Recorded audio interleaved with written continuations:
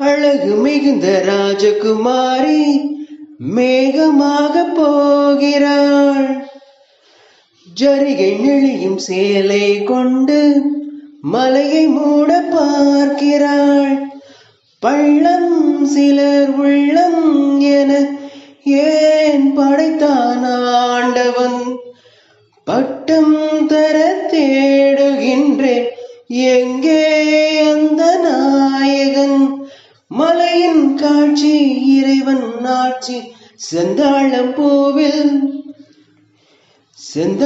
பூவில் வந்தாடும் தென்றல் என் மீது மோதுதம்மா. பூவாசம் மேடை போடுதம்மா, பெண் போல ஜாடை பேசுதம்மா. அம்மம்மா ஆனந்தம்